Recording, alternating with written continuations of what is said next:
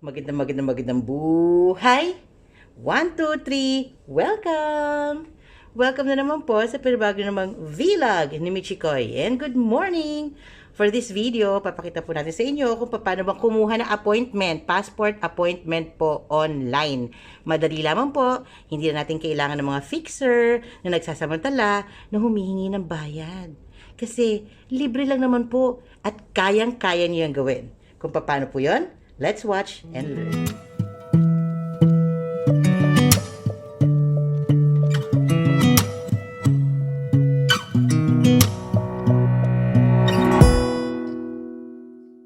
Okay, so for this video, kung makikita nyo po sa ating harapan, ito po yung page ng ating Philippine Embassy dito po sa Kuwait, no?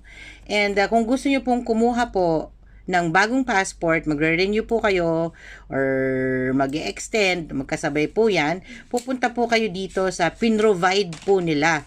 Ito po, nakalagay po dito, in Tagalog, maaaring makakuha ng appointment slot para sa passport renewal dito. So, dito, i-click nyo po yan. Websites, okay? So, kung makikita nyo po, ito na po yung pinaka-site, no? Ganito rin po sa Pilipinas, actually. Hindi pa tayo nagkakaroon ng pandemic, ganito na po talaga ang appointment system sa Philippines, no? Thank God, at ito na po ang ginamit nila ngayon dito sa Kuwait, no? So, mag-schedule po kayo ng appointment, click nyo lang po yan, magbasa lang po. Okay, huwag matakot, magbasa. Libre po ang pagkuha ng appointment. Huwag po kayo magpapaniwala sa iba na ako ang gagawa sa iyo, magbayad ka ng ganito. Hindi po. Gawin nyo po sa sarili nyo. So, click nyo lang po yan and then start individual kung mag-isa lang naman po kayo. So, let's start individual appointment. Nasaan ba to? Pipili po kayo kung saan bansa. Wala po tayo sa Pilipinas. Nandito po tayo sa Middle East. So, ayan po yung inyong i-click. And then, anong bansa? Kung mapapansin nyo, may 3 bansa lang po. Okay? So, of course, nandito tayo sa Kuwait. Kaya, yan pong Kuwait ang inyong pipiliin. And then, next, saan? Philippine Embassy, Kuwait. Okay, so back or next, makikita po, ito po yung address kung saan po gaganapin ang inyong pagre-renew. Next, click nyo po yan. So, pag next po natin, kayo po ngayon ay pipili na ng inyong schedule. Ay, bakit walang available? Ba't di ako makapag-click? Magbasa po kasi tayo. Ang nakalagay po dito, ang earliest daw po na available ay May 2. So, i-move nyo lang po ito para mapunta po kayo sa May. Ang sabi po dito, ang pinakamaaga daw na meron ay May 2. So, nakita nyo po, di ba? Kulay green siya. Ibig sabihin, available na po ang slot para po sa May 2. Lahat po yan na may mga kulay green. Yan. So, mabuti na lang ako po ay naka-leave. Nito po yan, 11 and 12. But alanganin na po siya. So, I will choose here or here lamang po. So, what? I'm going to choose this one, May 31. Okay? So, kinlik ko po siya, lumabas po dito sa gilid kung anong oras po. So, mula po alas 7 hanggang 1:00. So, wala kayong choice kundi yan lang po i-click nyo. Okay? And then, click to na ikaw ay hindi isang robot and then click next. Okay, so ayan. So, ngayon, tsaka na po kayo mag-fill up. Tandaan nyo po, kayo po ang mag-fill up niyan. Lalagay nyo po yung inyong mga number. So, na-fill up na po natin yung lahat po ng mga asterisk, no? Importante po yan. So, yung mobile number natin, email, and then confirm again, then your date of birth. Eto, mag-ingat po kayo ha, yung sa male or female, married, legitimate, your birth legitimacy, saan po kayong pinanganak, anong probinsya po, okay, and ano po ang municipality. So, click the next. And then, tuloy-tuloy lang po ulit tayo. Lalagay nyo lang din po ulit yung mga detalye po na hinihingi dito. Ganito rin po yung pinaka-form nyo, no? Na instead na sinusulatan nyo, ito po ay tinatype nyo po dito sa inyong computer, no?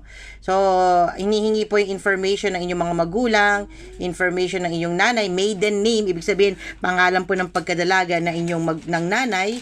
And then, kung meron po kayong asawa, ay ilalagay nyo rin po yung information ng inyong asawa. So, hindi na rin po natin papakita yan. No? So, ngayon, ito naman po, pipili po kayo application type. What, renewal po ba, lost, or what? Mine will be for renewal. And then, you have to enter your passport number. Kailan po siya, yan, yung mga information po na yan. Again, hindi na po natin papakita. So, double check lang po natin kung tama yung ating mga na-enter.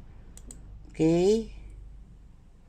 Okay. So, kalas. So, next po tayo.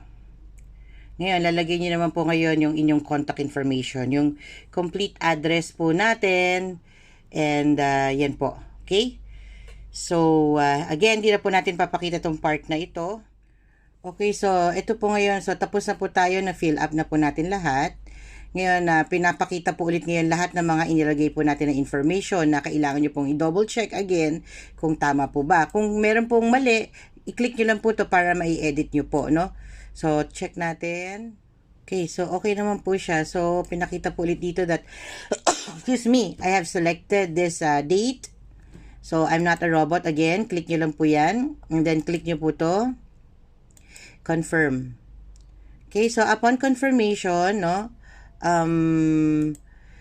sabi po sa kanila, i-check nyo raw po yung inyong, dito sa inyong email na nilagay nyo po, no. So, i-check po natin. Ito po yung wag nating kakalimutan, no?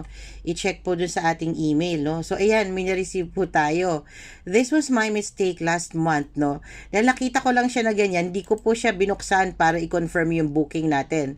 So, makaka-receive po kayo doon sa email nyo. Just be sure na yung email po na ilalagay nyo doon ay active po yung email nyo.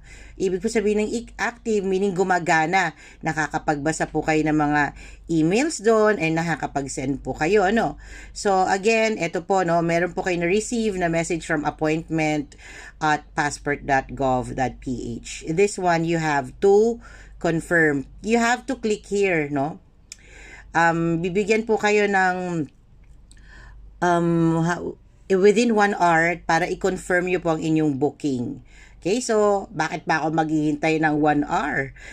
Pwede ko naman na siyang i-confirm ngayon. So, click here to confirm your booking. Na matatanggap. Okay, so this one is your appointment code. Ayan po siya. Dahil na-confirm yun na siya, nagkaroon po kayo ng another email and ito po yung inyong appointment code, no? So, kunin po natin siya if you want to view it. So, ayan po siya.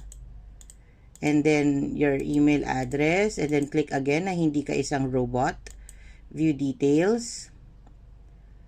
So, wait lang po natin. And so, this is it. Yan.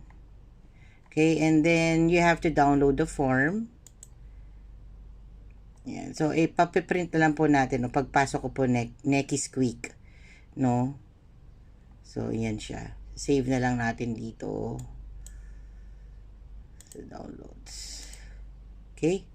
Saan siya napunta? Saan mo sinave? Ayan po siya. Sinave ko po siya dito sa downloads po ng aking Ito na po yung aking form. So, you have to print your form para po, dadalhin nyo po siya pag nag-apply na po kayo pag nagpunta na po kayo doon po sa address na ibinigay po sa atin. So, yun. So, I hope you have learned something from this vlog.